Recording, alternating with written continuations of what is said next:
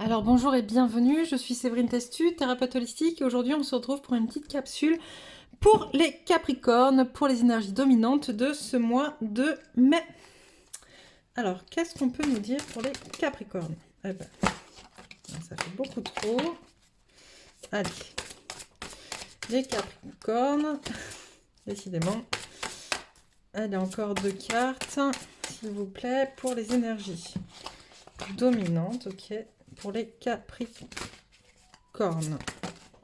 Bon, ben ça sera 4. Des fois c'est 3, des fois c'est 4, c'est un peu comme ils veulent. Alors, qu'est-ce qu'on a? L'effort, la fusion, les fragments et l'équilibre.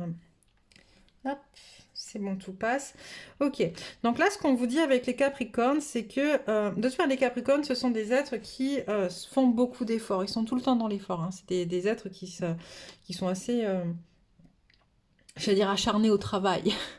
De manière générale, le Capricorne, c'est quand même un être robuste qui avance pas après pas dans qui il est, dans ce qu'il est, dans ce qu'il fait, qui lâche pas grand-chose en fait, qui quand il a une idée quelque part, comme on dit, il n'a pas ailleurs, pour être poli. Et, euh, et là, on a un Capricorne qui se trouve dans une situation où c'est assez difficile, on en voit pour lui, puisqu'on, tu vois, là on a la fusion et les fragments. En fait, on a un Capricorne qui prend conscience qu'il a un peu disloqué, qu'il est un peu éparpillé, et qui doit venir ressouder tout ça, fusionner chacun de ces morceaux, fusionner chacune de ses cellules, fusionner chacune de ses énergies, pour pouvoir créer à un moment donné un équilibre à l'intérieur de lui. D'accord? Je pense que j'ai des Capricornes qui sont dans la dualité, voire qui sont dissociés pour certains et qui veulent à tout prix reconnecter leurs énergies parce qu'il y a un besoin réel d'équilibre, d'accord, et on me dit avec l'effort que c'est quelque chose qui est pas simple, en fait. C'est quelque chose qui est pas simple parce que ça demande de... Tu vois, là, on a une femme avec un enfant et on me dit, en fait, ça demande aux Capricornes de reconnecter aussi à leur enfant intérieur, de reconnecter à ce qui est ancien, à ce qui est... comment dire, à ce qui est enfoui. Voilà, enfoui, caché derrière, tu vois. La petite fille, elle est un peu fondue dans l'adulte et ça allait rechercher tout ça en fait pour pouvoir justement fusionner parce que j'ai des Capricornes qui se sont vraiment défaits de leur partie, de leur enfant intérieur. Et pour retrouver l'équilibre dans leurs différentes énergies, il va falloir qu'ils aillent refusionner avec leur enfant intérieur, entre autres. Mais pas que. Parce qu'on me parle aussi, là, tu vois, on a dans l'équilibre, on a les énergies féminines, masculines, on a le chaud, le froid, on a le yin, le yang, la terre, le ciel. Enfin, voilà, c'est tout un tas de choses. C'est comme si, en fait, le Capricorne voyait par case. Il range tout dans des cases, mais il comprend pas qu'en fait, tout ce qu'il met dans les différentes cases, il y a des liens entre toutes ces choses-là. D'accord? Et là, c'est comme si on lui demandait finalement d'ouvrir toutes ces cases, de tout ressortir et de tout mettre ensemble, en fait, pour que les liens se fassent et qu'il puisse faire son pulse complet. Donc voilà pour le Capricorne. On va prendre quelques cartes d'énergie de l'oracle de la géométrie sacrée. Alors, une énergie sur... Ok. L'effort, la fusion, il y en a trop. Les fragments.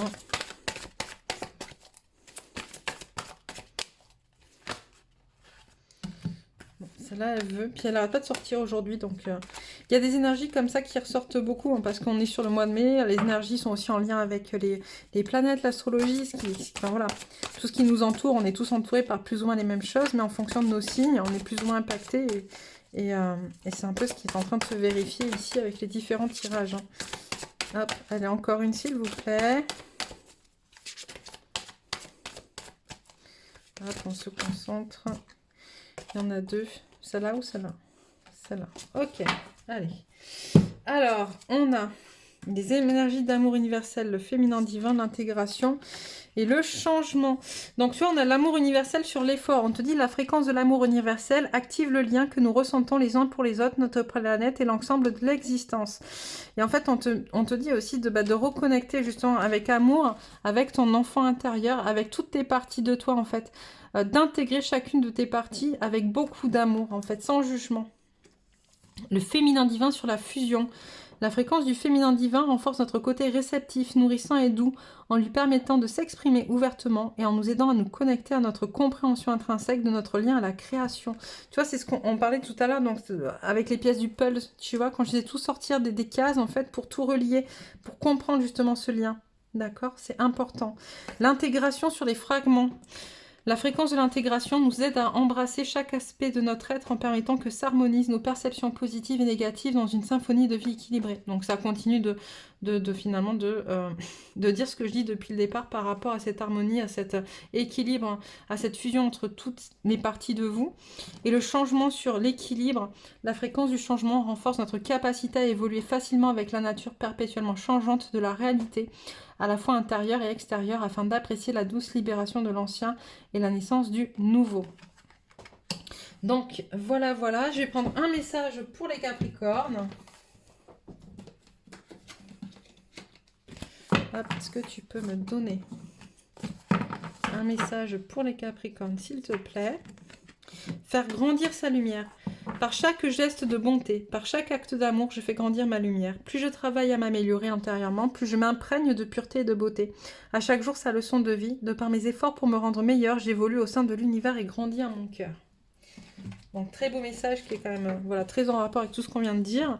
Et puis, on va voir quel rôle travaille le Capricorne ou joue le Capricorne sur ce mois de mai. Qu'est-ce qu'il doit travailler ou jouer sur ce mois de mai, s'il vous plaît? La justice, tranchée, d'accord? Dans cette notion de justice, il y a cette vision, le 8, c'est la vision de la perfection, un peu d'un point de vue, c'est l'atteinte en fait de la perfection sur le plan terrestre. C'est aussi, comment dire, trancher, d'accord? Donc c'est se défaire dans tout ça. Il va y avoir des choses qu'il va falloir laisser de côté parce qu'elles seront plus d'actualité, elles ne vous appartiendront plus. Et puis, et d'autres qui vont prendre plus de résonance, plus de cohérence. Et c'est ce qu'on vous demande, en fait. Je pense que la justice aussi, dans son côté tranchant, est liée à l'effort. L'effort d'aller se défaire de ce qui ne va pas, de ce qui ne nous convient pas. D'accord?